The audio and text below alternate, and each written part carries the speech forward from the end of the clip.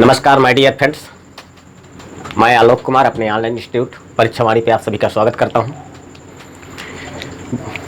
मेरे भाई बहनों, मैं आप लोगों से आर्यस 1 बैच यानी कि रीजनिंग स्पेशल 1 बैच में डाइस पर बात कर रहा था। डाइस पे हमने डाइस को पहचानना सीखा था, उसके विपरीत कैसे निकालते हैं वो सीखा था। यानी कि डाइस को हम जब पढ़ रहे थे तो डाइस को हमने दो हिस्सों में बांटा था, एक बेसिक डाइस, एक लॉजिकल डाइस। बेसिक डाइस में हमने क्या क्या पढ़ा था? डाइस की पहचान करना और डाइस की विपरीत निकालना। आज हम जो चर्चा करेंगे वो है लॉजिकल डाइस का। लॉजिकल डाइस में हम क्या पढ़ेंगे? पासे का प्रसार। लेकिन पासे के प्रसार से पहले जब मैं आपको बेसिक डाइस पढ़ा रहा था तो जब पहचान करवाना सिखा रहा था तो 1 surface common dice, 2 surface common dice और 9 सरफेस कॉमन डाइस की बातें किया था आपसे। 1 सरफेस में क्या होता था? एक सतह समान होती थी, 2 आकृतियों का होना जरूरी था। और क्या था? जब 2 सरफेस पढ़ रहे थे तो दो आकृतियों का होना जरूरी था ही, और साथ में क्या था? 2 सतहें समान थी। जब आप 9 सरफेस कॉमन डाइस पढ़ रहे थे तो यहाँ पे क्या था? कोई भी सतह समान नहीं होती थी, और जो अनकॉमन होती थी वही एक दूसरे के सीधे विपरीत हो जाती थी, और जो अनकॉमन नहीं होती थी वो उनकी हम कोई भी अकेली सतह के विपरीत नहीं निकाल सकते थे। तो आइए उन्हीं संबंधित 9 सरफेस कॉमन डाइस का एक क्वेश्चन ले लेते हैं। और 9 सरफेस कॉमन डाइस को हमने 2 भागों में बांटा था, स्टैंडर्ड डाइस और non standard dice. Standard dice को क्या होती थी? यानी कि मानक पासा। इसमें क्या होता था? इसमें क्या होता था कि 2 पड़ोसी सतहों का योग क्या होता था? 7 नहीं होता था, और विपरीत सतहों का योग क्या होता था? 7 होता था। जब नॉन स्टैंडर्ड डाइस पढ़ रहे थे तो वहां पे क्या होता था कि 2 पड़ोसी सतहों का योग 7 होता था, और उनकी विपरीत हम निश्चित नहीं कर सकते थे। इतनी बातें हम आपसे कर चुके थे। आज हम पढ़ेंगे एक उसी पर सवाल ले लेते हैं, इसके बाद हम अगला टाइप स्टार्ट करेंगे। तो क्वेश्चन नोट करिएगा।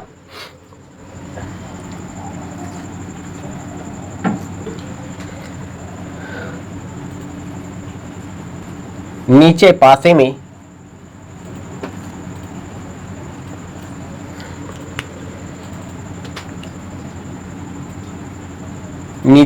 के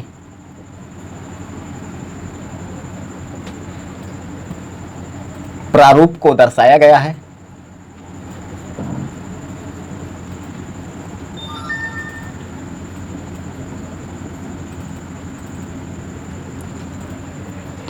इस पासे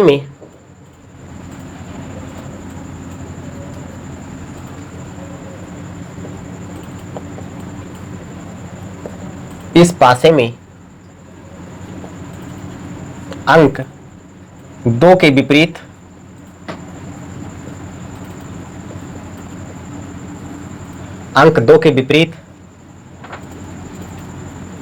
फलक कह लीजिए या भाग कह लीजिए या तो सरफेस कह लीजिए, विपरीत फलक पर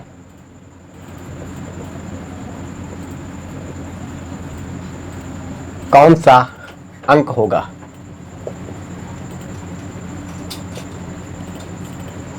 कौन सा अंक होगा? ऑप्शन क्या? पासे प्रारूप कैसे दर्शाया गया है? ये आपका प्रारूप है।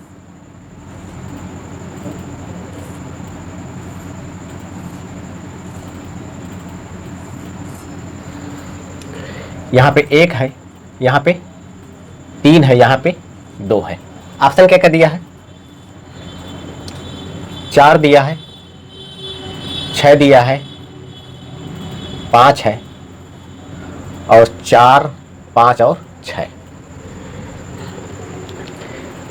जब आप इस प्रारूप को देखें, ये प्रारूप है आपके सामने। जब आप इस प्रारूप को देखें तो आपको ये पता चल रहा होगा कि ये किसका है? 9 सरफेस कॉमन डाइस का क्वेश्चन है। क्यों? क्योंकि इसमें क्या है कि 2 आकृतियां है नहीं, तो जब 2 आकृतियां है नहीं तो किसका क्वेश्चन हो जाएगा? 9 सरफेस कॉमन डाइस का क्वेश्चन हो जाएगा। इतनी बात हो गई। अब आप इसमें ये देखिए कि इनकी विपरीत सतहों का यानी 2 पड़ोसी सतहों का योग 7 हो रहा है कि नहीं? 2 पड़ोसी सतहों का योग 7 हो रहा है कि नहीं? अब इसकी पड़ोसी 2, 1 यानी कि 2 + 1 यानी कि कितना हो गया? 3 हो गया, और 1 + 3 ये कितना हो गया? 4 हो गया, और 3 + 2 ये कितना हो गया? 5 हो गया। यानी कि क्या है? ये 7 से कम है। और अगर 7 से कम है तो क्या होता है? वो स्टैंडर्ड डाइस का क्वेश्चन हो जाएगा। यानी 7 से कम या 7 से ज्यादा 2 पड़ोसी सतहों का योग क्या होता था? 7 नहीं होता स्टैंडर्ड डाइस में। तो ये क्या है? ये नो सरफेस कॉमन डाइस का क्वेश्चन है और उसमें भी किसका है, स्टैंडर्ड डाइस का क्वेश्चन है। यानी क्या है ये, या लिख लीजिए नो सरफेस कॉमन डाइस का क्वेश्चन है और इसमें भी किसका है, ये स्टैंडर्ड डाइस का है। स्टैंडर्ड डाइस का है। स्टैंडर्ड डाइस का क्या है, क्योंकि दो पड़ोसी सतहों का योग क्या है, 7 नहीं हो रहा, यानी कि 7 नहीं आना चाहिए, तो ये ठीक है। अब आपसे पूछा है दो के विपरीत फलक पर कौन सा अंक होगा। अब जब आप इसका विपरीत निकालेंगे तो यहां पे इस फलक पर और इस फलक पर, इस फलक पर इसका विपरीत कितना हो जाएगा, यहां पे 6 हो जाएगा। जब आप इनकी फलक 1 में जब इसमें फलक 6 को जोड़ देंगे तो योग कितना हो जाएगा, 7 हो जाएगा। यानी कि दो विपरीत सतहों का योग क्या होना चाहिए, 7 होना चाहिए। ठीक है, यानी कि पड़ोसी सतह का योग 7 से कम, लिख लीजिए यहां पे 7 से कम या 7 से ज्यादा होना चाहिए।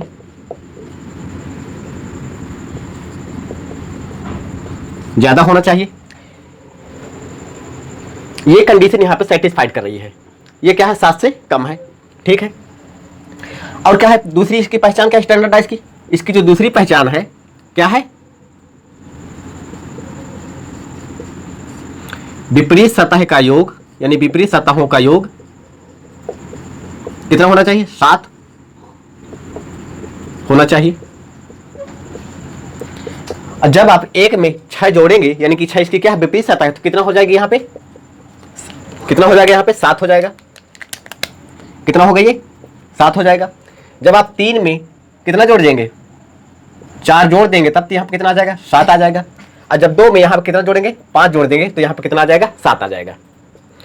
तो आपसे पूछा क्या है, फलक 2 के अंक 2 के विपरीत फलक पर कौन सा अंक होगा, तो आपका ऑप्शन क्या हो जाएगा, ऑप्शन नंबर सी 5, यानी कि 5 करेक्ट हो जाएगा। इस तरह से ये किसका था, नो सरफेस कॉमन डाइस में, नो सरफेस कॉमन डाइस में किसका, स्टैंडर्ड डाइस का। अब बात करते हैं नॉन स्टैंडर्ड डाइस की, एक क्वेश्चन ले लेते हैं, इसके बाद आगे की क्लास स्टार्ट करते हैं।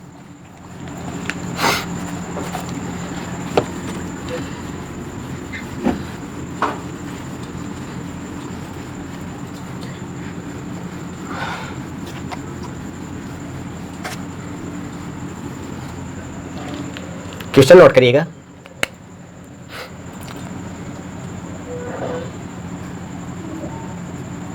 नीचे पासे के प्रारूप को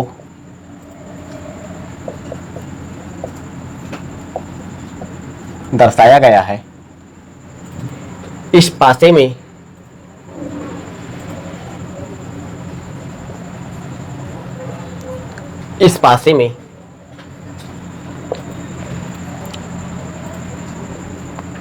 अंक 3 के विपरीत फलक पर कौन सा अंक होगा।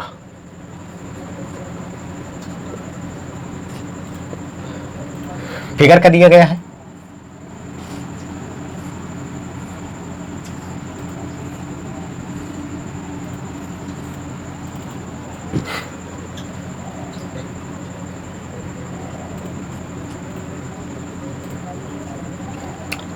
ऑप्शन है 1, 5, 6, 1 और 5 और 6। ये आपका क्वेश्चन है। क्या क्वेश्चन, नीचे पासे के प्रारूप को दर्शाया गया है, इस पासे में अंक 3 के विपरीत फलक पर कौन सा अंक होगा। जब आप इस प्रारूप को देखें तो एक आकृति है, तो नो सरफेस कॉमन डाइस का क्वेश्चन है।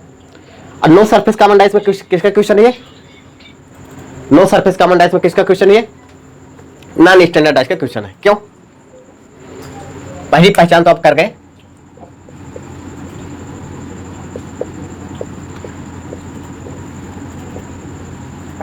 नो सरफेस कॉमन डाइस का क्वेश्चन है। अब इसकी दूसरी पहचान क्या होती है, नॉन स्टैंडर्ड की, दो पड़ोसी सतहों का योग क्या होना चाहिए, 7 होना चाहिए। इसकी दूसरी पहचान क्या है, नॉन स्टैंडर्ड डाइस की,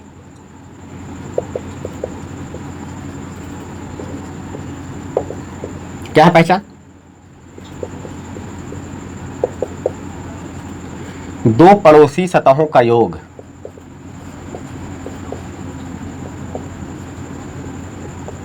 सात होना चाहिए। यहां पर देख लीजिए 3+4 या 4+3 बराबर 7। ये कंडीशन भी सेटिस्फाइड है इस पे। और क्या होना चाहिए?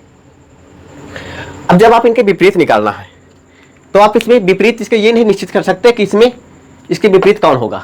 या तो जो भी आकृति हमें दिखाई नहीं दे रही वही इसके क्या हो जाएंगे, विपरीत हो जाएंगे। यानी कि इसके विपरीत क्या हो सकते हैं? इसके क्या नहीं दिखाई दे रहा है आपको? 1 नहीं दिखाई दे रहा, 5 नहीं दिखाई दे रहा और 6 नहीं दिखाई दे रहा। इसके भी विपरीत कितने हो जाएंगे? 1 नहीं, 5 और 6। इसके विपरीत 1 और 5 और 6। तीनों ही विपरीत इसकी हो सकती है। जो हम निश्चित नहीं कर सकते कि इसका 3 का विपरीत 1 होगा या 5 होगा या तो 6 होगा। जब इस स्टैंडर्डाइज पढ़ रहे थे तो वहां पे उसके विपरीत निकाल सकते थे, लेकिन नॉन स्टैंडर्डाइज में हम निश्चित नहीं कर सकते कि इसका विपरीत कौन होगा। 3 का 1 होगा या तो 5 होगा या तो 6 होगा, कुछ भी हो सकता है। अब आपसे पूछा फलक 3 के विपरीत फलक पर कौन सा अंक 3 के विपरीत फलक पर कौन सा अंक होगा? तो कहां पे है? ये 3 है, तो ऑप्शन आपका क्या सही हो जाएगा? 1, 5 और 6, यानी कि ऑप्शन डी यहां पे सही हो जाएगा। अब एक क्वेश्चन एक से और ले लीजिए। बिल्कुल ही धैर्य बनाकर पढ़िए, एक एक शब्द को सुनिए, समझने की कोशिश करिए, आपको ज़्यादा अच्छा समझ में आएगा। बिल्कुल भी घबराने की कोई आवश्यकता नहीं, हड़बड़ाइएगा मत।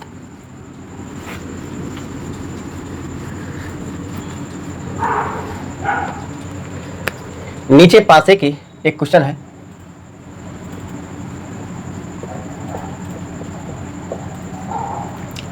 नीचे पासे के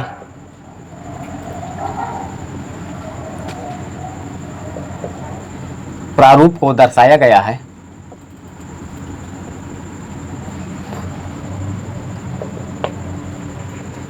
इस पासे में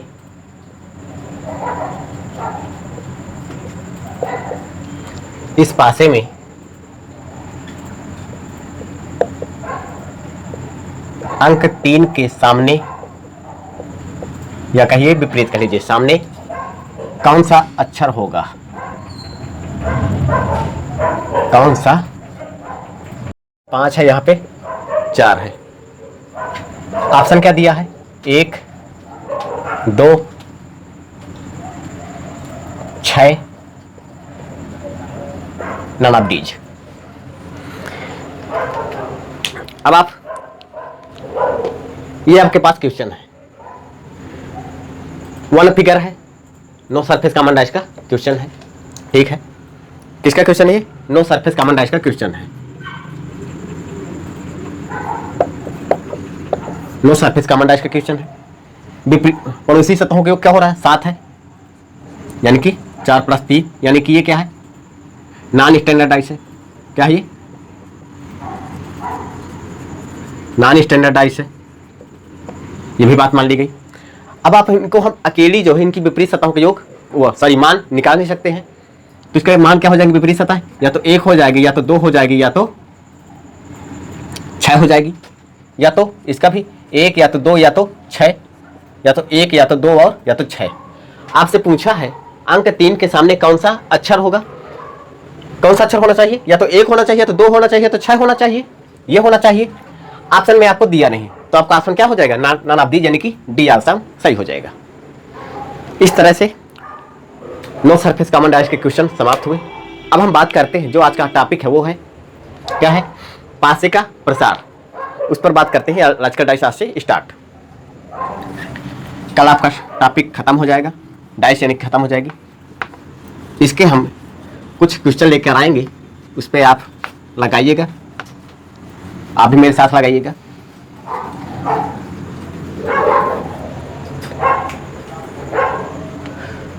हेडिंग डालिएगा पासे का प्रसार, यानी कि आज का डाइस में पासे का प्रसार।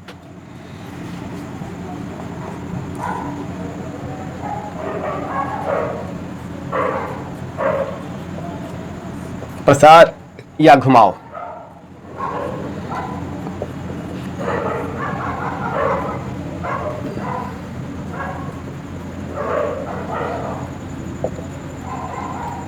एक्सपेंशन ऑफ डाइस, ये आज का टॉपिक है। आप लोग ये जानते हैं कि पासा एक हमारा क्या है, त्रिविमीय आकृति है, 3 डायमेंशनल आकृति है। अब पासे को हम 1D और 2D में नहीं देख सकते, किस में देख सकते हैं, 3D में देख सकते हैं। जब ये त्रिविमीय आकृति है तो हम इसके सभी फल को हम देख नहीं सकते, और एक पासे में 6 फलक होते हैं और सभी फलकों को हम एक साथ देख नहीं सकते।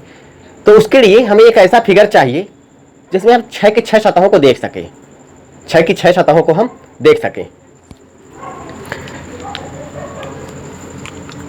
लेकिन कभी कभी प्रश्न की प्रवृत्ति ऐसी हो जाती है कि हमें 6 फलकों को देखना होता है, और 6 फलकों को देखने के लिए हमें एक ऐसी आकृति की आवश्यकता पड़ती है कि वहां पे कुछ ऐसी आकृति का निर्माण होता है।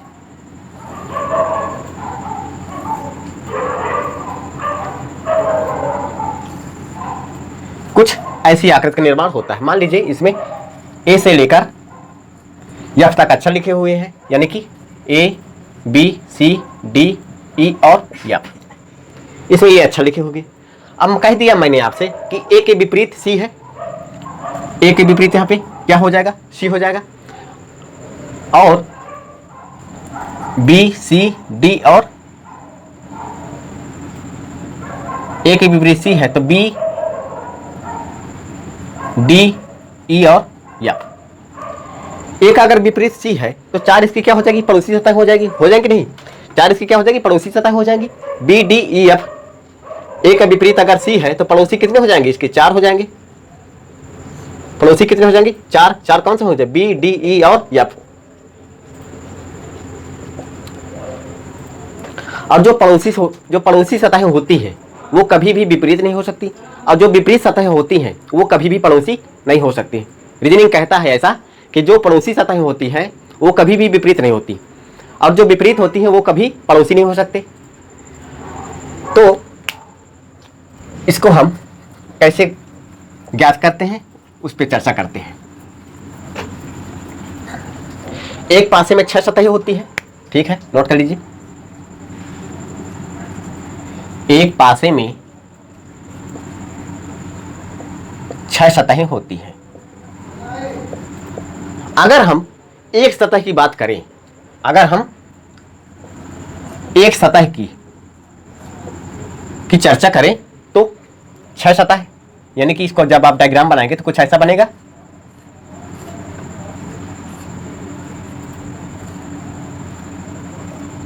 इसमें कितनी 6 सतहें हैं, 6 सतह।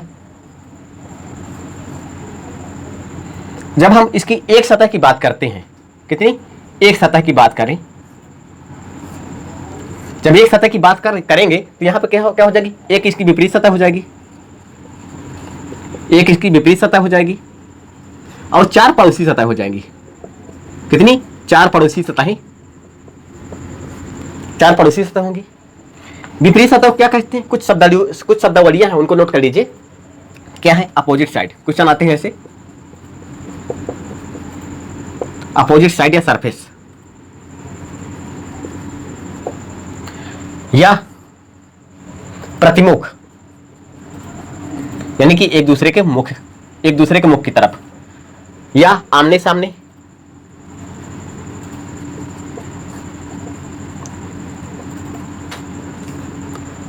या ऊपर नीचे।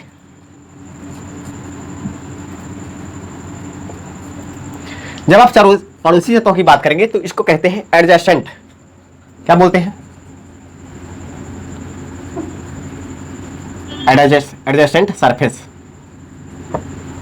या क्या बोलते हैं इसको, आसन्न, आसन्न सतह, या संलग्न सतह, या जुड़ी हुई सतह।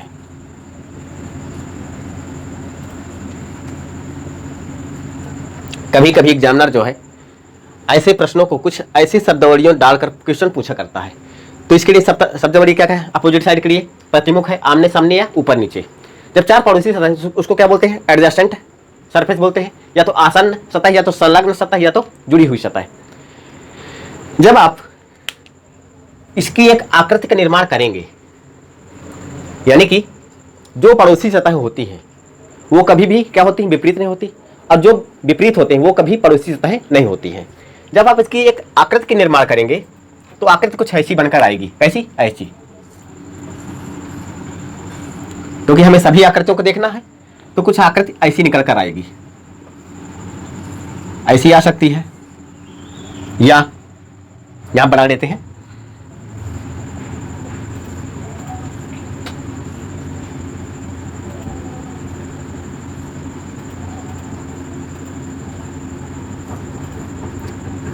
ऐसी आ सकती है,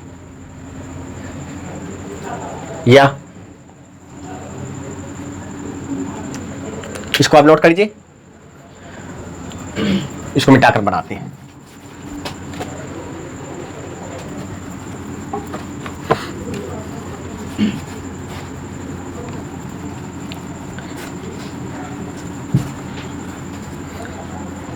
एक पासे में 6 सतहें होती हैं। अगर एक सतह की बात करें तो चार पड़ोसी सतहें होती हैं, और एक क्या होता है, विपरीत होता है। जैसे हम बात करें 6 सतहें हैं। कितनी? 6 सतहें हैं।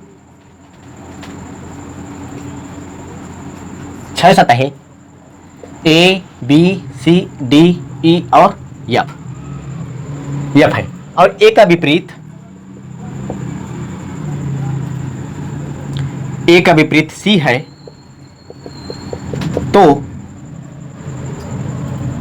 तो इसकी पड़ोसी सतह कितनी होगी? 4 होंगी। 4 कौन कौन सी हो जाएंगी? बी डी ई और एफ पड़ोसी होंगी। इतनी बात समझ में आई होगी।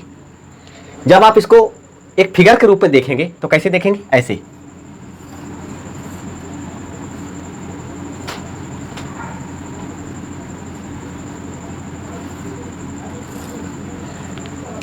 ए का विपरीत क्या है? यहां पे सी है।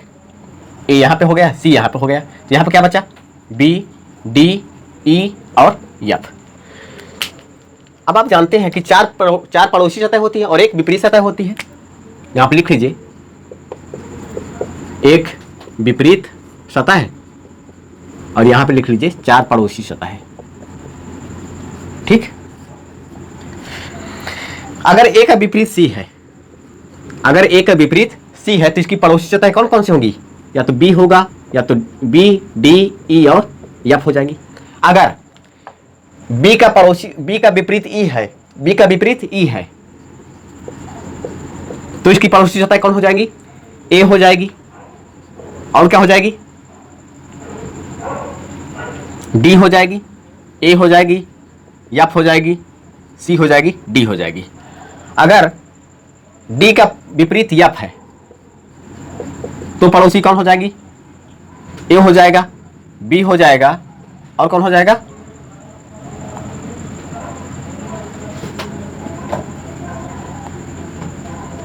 सी हो जाएगा, और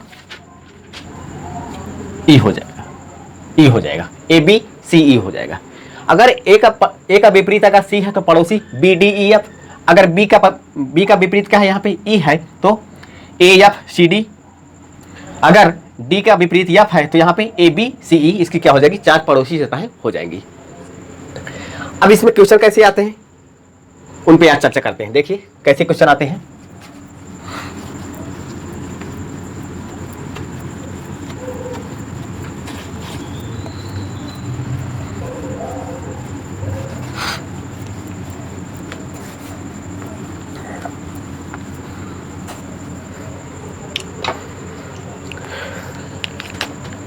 क्वेश्चन नोट करिएगा,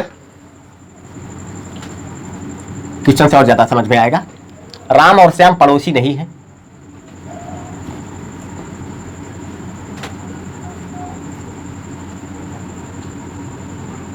राम और श्याम पड़ोसी नहीं है।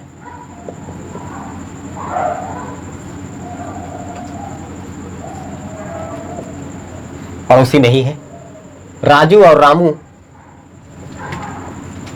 राजू और रामू पड़ोसी है, लेकिन पड़ोसी है, लेकिन सीता एवं राजू पड़ोसी नहीं है। सीता एवं राजू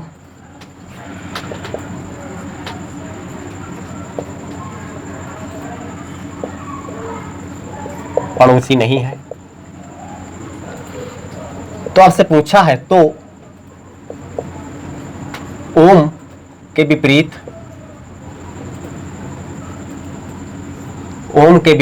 कौन है?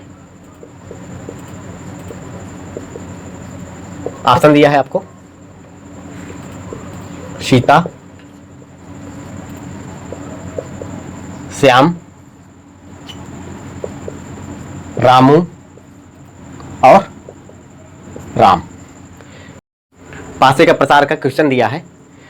राम और श्याम पड़ोसी नहीं है, राम और श्याम पड़ोसी नहीं है।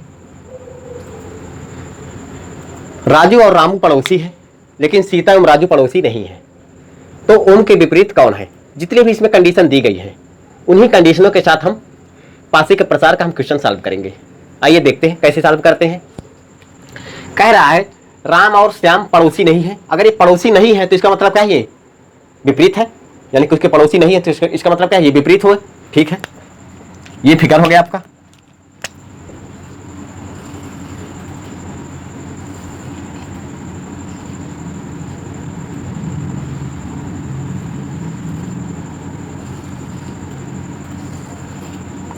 ठीक है, राम और श्याम पड़ोसी नहीं है तो इसका मतलब क्या है? विपरीत है। अगर विपरीत है तो यहां पे राम हो जाएगा और यहां पे क्या हो जाएगा? श्याम हो जाएगा। जब आप पासे का प्रसार देख रहे थे तो ऐसे ही तो करते थे, राम के विपरीत यहां पे क्या हो गया? श्याम हो गया। ठीक है, अब राजू और रामू पड़ोसी है। अब कह रहा क्वेश्चन में राजू और रामू पड़ोसी है। अगला क्वेश्चन क्या है? लेकिन सीता और राजू पड़ोसी नहीं है। सीता और राजू पड़ोसी नहीं है तो इसका मतलब क्या है? विपरीत है। तो मान लीजिए अगर सीता यहां पे बैठ गई तो राजू यहां पे होना चाहिए, होना चाहिए नहीं होना चाहिए? होना चाहिए। सीता और राजू क्या है? पड़ोसी नहीं है तो इसका मतलब क्या है? विपरीत है। तो सीता अगर यहाँ पे बैठी है तो राजू यहाँ पे इसका होना चाहिए। और यहाँ पे दूसरी कंडीशन दिया था आपको, राजू और रामू क्या है? पड़ोसी है। तो यहाँ पे क्या हो जाएगा? रामू हो जाएगा। अब क्या बचा आपके सामने? ओम। ओम को आप यहाँ बैठा दीजिए। क्वेश्चन में आपसे क्या पूछा था? ओम के विपरीत कौन है? ओम के विपरीत यहाँ पे कौन है? रामू। तो आपका ऑप्शन क्या हो जाएगा? ऑप्शन नंबर सी सही हो जाएगा।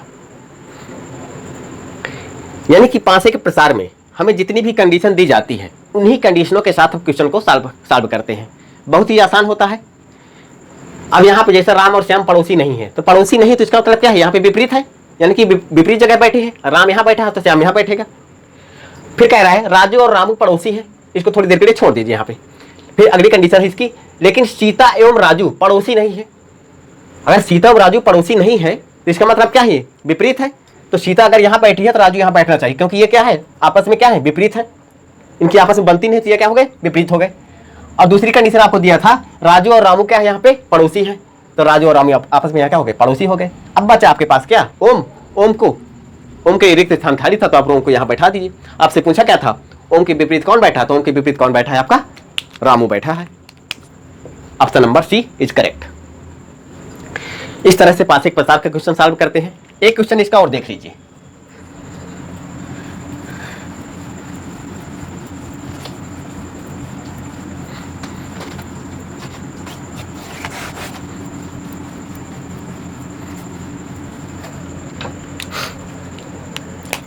एक क्वेश्चन इसका नोट करिएगा।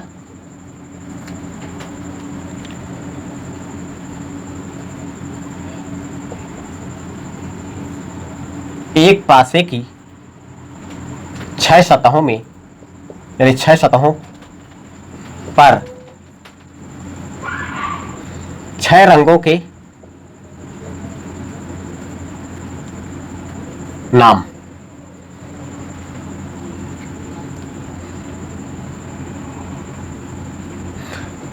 छह रंगों के नाम हैं। काला के विपरीत नीला है। बिल्कुल शब्दावलियों पर ध्यान दीजिएगा। काला के विपरीत नीला है, सवाल आसान हो जाएगा। लाल और हरा के बीच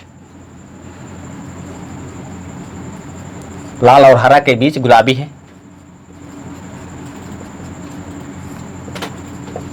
लाल और हरा के बीच क्या है? गुलाबी है।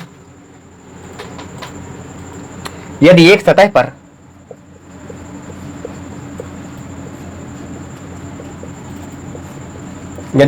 पर नारंगी रंग हो तो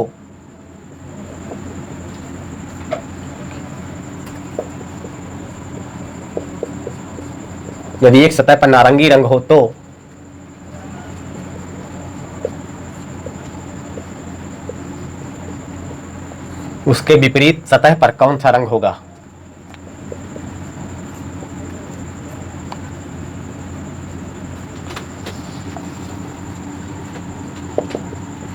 कौन सा रंग होगा? ऑप्शन क्या क्या दिया है? ऑप्शन दिया है हरा,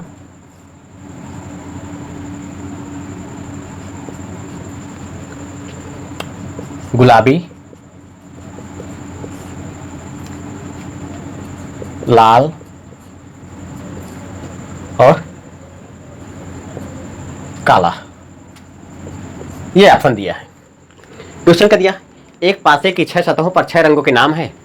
काला के विपरीत नीला है और लाल और हरा के बीच गुलाबी है। यदि एक सतह पर नारंगी रंग हो तो विपरीत सतह पर कौन सा रंग होगा? यह आपसे क्वेश्चन दिया है। अब जब आप इसको सॉल्व करेंगे तो इसको सॉल्व करने के लिए आप एक आकृति बनाएंगे, एक ऐसी आकृति जिसमें 6 सतह आप देख सके। ठीक है, बना लीजिए। यहां पे ये मान लीजिए आकृति है।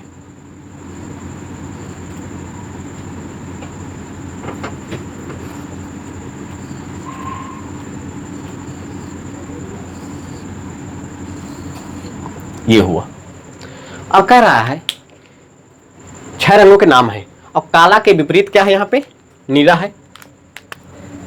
काला के विपरीत नीला है, तो काला अगर यहां पे आप बैठा दीजिए तो इसके बीच विपरीत क्या होना चाहिए? नीला हो जाएगा। ठीक है। लाल और हरा के बीच क्या है? गुलाबी है। लाल और हरा के बीच में क्या है? अगर लाल यहां बैठा है और गुलाबी अगर यहां है तो इन दोनों के बीच में कौन बैठा है? हरा रंग है। हरा रंग है। यदि एक सतह पर नारंगी रंग हो, अब ये रिक्त स्थान यहां पे खाली है, तो यहां पे कौन सा रंग होना चाहिए? नारंगी। यहां पे हो गया नारंगी। अब आपसे पूछा किसका है? यदि एक सतह पर नारंगी रंग हो तो उसके विपरीत, यानी किसके विपरीत? नारंगी के विपरीत सतह पर कौन सा रंग होगा? तो नारंगी के विपरीत कौन सा रंग होना चाहिए? यहां पे काला का क्या है? यहां पे नीला है और लाल का क्या हो जाएगा? गुलाबी हो जाएगा, या गुलाबी का लाल हो जाएगा। और नारंगी का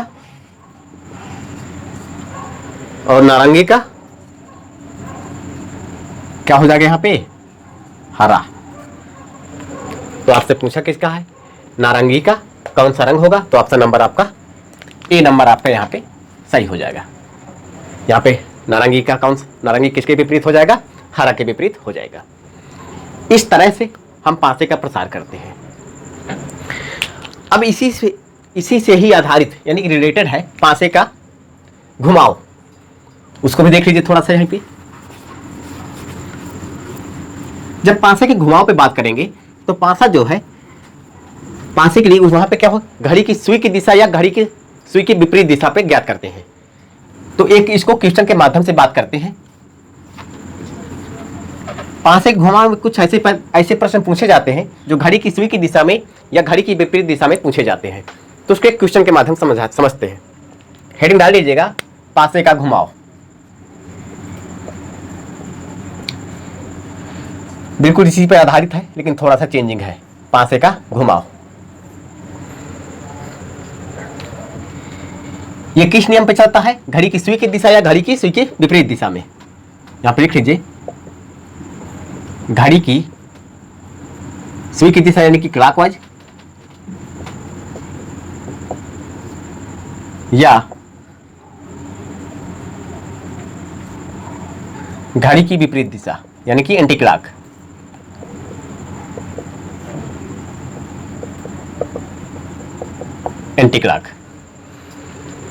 एक क्वेश्चन है, क्वेश्चन के माध्यम से समझते हैं। मान लीजिए कोई फिगर ए है, क्या है, फिगर ए है और इसकी एक प्रारूप दर्शाया गया है। क्या है प्रारूप, ये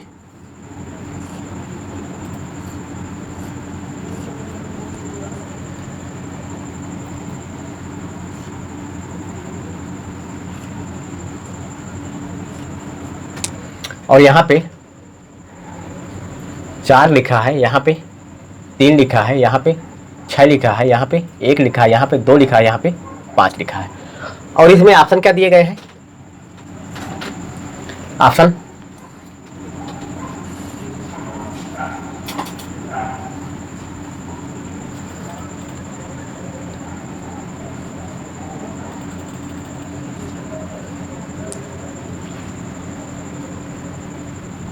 यहाँ पे 3, यहाँ पे 5, यहाँ पे 1, यहाँ पे 6 और यहाँ पे 4, यहाँ पे 2। ऑप्शन नंबर बी की बात करें अगर,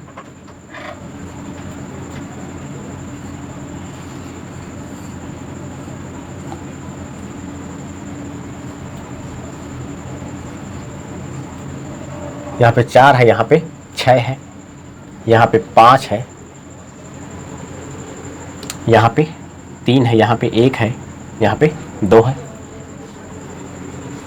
अगर ऑप्शन सी की बात करें,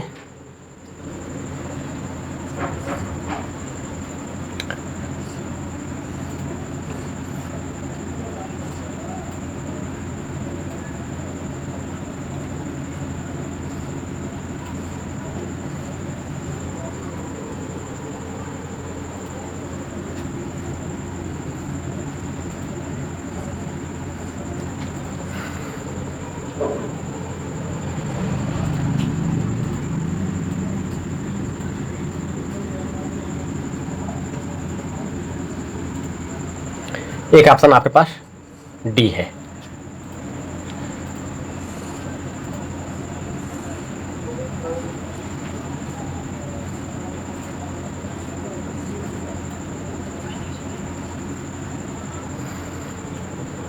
एक, यहाँ पे 4, यहाँ पे 6, यहाँ पे 3, यहाँ पे 5, यहाँ पे 2, ये ऑप्शन है। अब आपसे पूछा है इस आकृति में पासा ए के समान कौन सी आकृति है। इसमें ऐसे प्रश्न पूछे जाते हैं। पासे के घुमाव में घड़ी की सुई की दिशा में या घड़ी की विपरीत दिशा में चलते हैं। अब आपसे क्वेश्चन दिया है, ये प्रारूप दर्शाया गया है, आपको आपसे पूछा क्या है, इस आकृति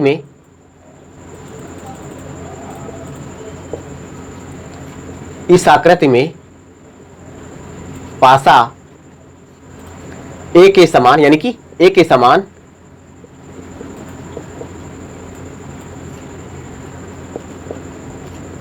कौन सी आकृति है, ये आपसे क्वेश्चन पूछा है। आपसे 4 ऑप्शन दिया है, ए, बी, सी और डी। जब आप इसको देखें, इस आकृति को जब आप देखेंगे तो 4, 3, 7, 6, 1 विपरीत सतह है, 4 और 6 प्लस 1 7 हो रहा है, और 2 प्लस 5 7 हो रहा है। यानी कि ये किसका है, किसका है, ये कॉमन डाइस का क्वेश्चन है। यहाँ पे क्या है, कॉमन डाइस का, यानी कि मानक पासा का क्वेश्चन है, यानी कि साधारण पासा का, सॉरी मानक पासा, यानी कि स्टैंडर्ड डाइस का क्वेश्चन है। अब जब विपरीत सतहों का योग जहां पे होता हुआ, अब क्या होता है, स्टैंडर्ड डाइस होती है। अब 4, 3 7 हो गया, 6, 1 7 हो गया, 2, 5 7 हो गया।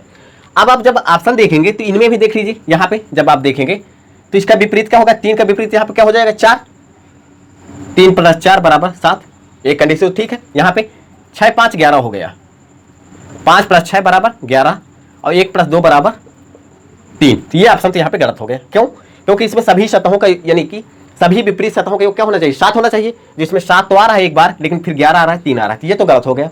जब आप ऑप्शन बी में आए तो 4 के विपरीत क्या हो जाएगा, यहाँ पे 2 हो जाएगा, तो 4 तो 6 हो जाएगा, और 6 3 9 हो गया, और 5 के विपरीत 1 हो गया, तो 5 1 6 हो गए, ये भी गलत।